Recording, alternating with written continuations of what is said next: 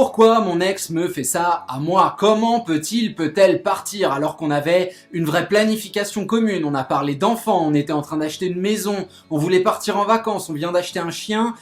Beaucoup de raisons font que logiquement il ou elle ne devait pas partir et aujourd'hui on se retrouve dans cette phase où on s'est pris un coup de poing en pleine figure, on est complètement groggy, on essaye vraiment de comprendre la portée du choix de l'autre. Et le pourquoi et comment peut-on me faire ça à moi est la première question que l'on se pose. Après ça, viennent évidemment quelques noms d'oiseaux adressés à l'autre, alors pas forcément verbalisés, mais on va quand même penser, et ça c'est la version soft, que l'autre abuse un peu avec cette décision unilatérale. Et de l'autre, on va commencer aussi à entrer dans une grosse phase de culpabilité personnelle, de se dire comment est-ce que j'ai pu laisser ça arriver, comment est-ce que je n'ai pas freiné la machine, comment est-ce que finalement je ne me suis pas aperçu que la personne allait partir. Il y avait des mots, il y a sans doute eu quelques petits signes avant-coureurs, mais je n'ai pas agi pour inverser la tendance. Grosse culpabilité qui va nous pousser à l'aigreur, et cette aigreur va faire qu'on va mettre un certain temps finalement à comprendre. À comprendre quoi? À comprendre qu'il faut se sortir de l'équation.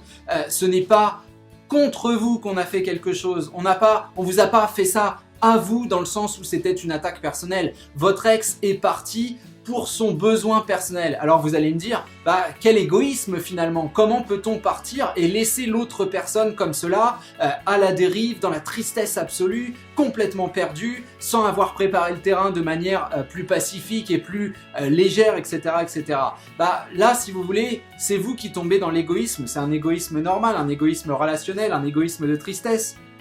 Mais comment voulez-vous que votre ex, et pourquoi surtout, voulez-vous que votre ex reste à vos côtés alors que à l'intérieur de lui, à l'intérieur d'elle, le sentiment d'amour est pour lui ou pour elle cassé, que pour l'instant on ne s'imagine plus vivre avec vous, donc on doit vous mentir, on doit vous manipuler, on doit faire semblant d'avoir des sentiments avec vous, on doit continuer à faire l'amour avec vous pour pas que vous vous doutiez que in fine on commence à se défocaliser sur cette relation. Que doit-on faire? Et posez-vous cette question, et c'est là que vous allez comprendre que le pourquoi me faire ça à moi n'a pas de sens. Des deux côtés, on est dans un certain égoïsme finalement. Oui, évidemment, votre ex a une volonté excessivement personnelle de s'imaginer sans vous, de voir ce que peut lui réserver son nouveau quotidien, de tester des choses sur le terrain. Je parle pas forcément de nouveaux partenaires, ça peut être inclus dans le lot et c'est désagréable au possible, notamment au niveau de l'ego, mais c'est quelque chose qui peut arriver.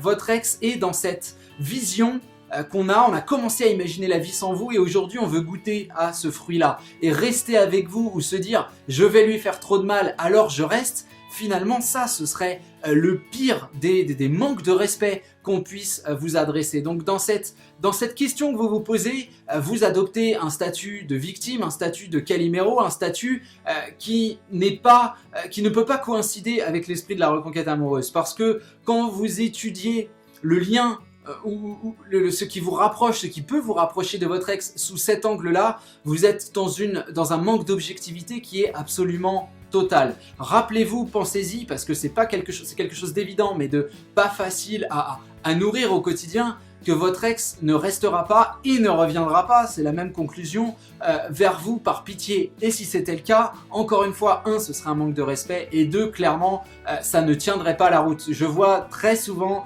des couples se remettre ensemble parce qu'on a réussi à convaincre, parce qu'on a réussi à trouver les bons mots, et puis finalement, ça se casse la figure au bout de 2 semaines, au bout de 2 mois, ça se casse toujours la figure. Pourquoi? Parce qu'il n'y a pas eu de changement personnel, parce qu'il n'y a pas eu de compréhension, parce qu'il n'y a pas eu de travail sur soi, parce qu'il n'y a pas eu finalement ce qu'est le cœur, l'âme de la reconquête amoureuse, qui est la reconquête de soi, qui est la reconstruction personnelle.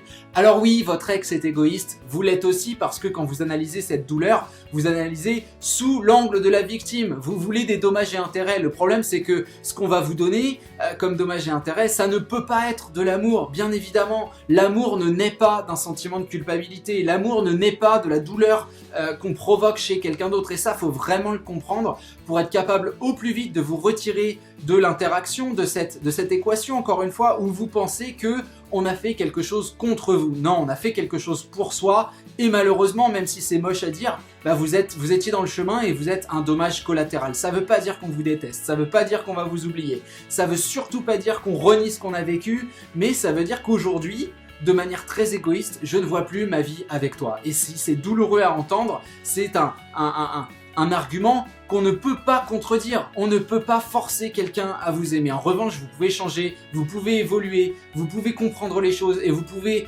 à terme proposer quelque chose d'extrêmement différent à votre ex. Mais je vois encore énormément, et c'est encore une fois totalement compréhensible, mais c'est aussi pour ça qu'on bosse ensemble, pour lutter contre tout ça, mais énormément d'argumentaires qui montrent que ah ben oui, mais c'est à mon ex de faire ça, il ou elle m'a fait tant de mal qu'aujourd'hui il ou elle se doit de pourquoi ne me rappelle-t-il ou tel pas, il devrait se sentir coupable, et peut-être que si je fais ça, il va avoir de la peine, de la douleur, il va se rappeler de certaines choses et il va me rappeler. Tous ces raisonnements-là sont complètement erronés parce qu'encore une fois, vous vous attribuez le premier rôle et dans cette série-là, pour l'instant, vous êtes le second rôle, vous êtes le second couteau et c'est comme ça.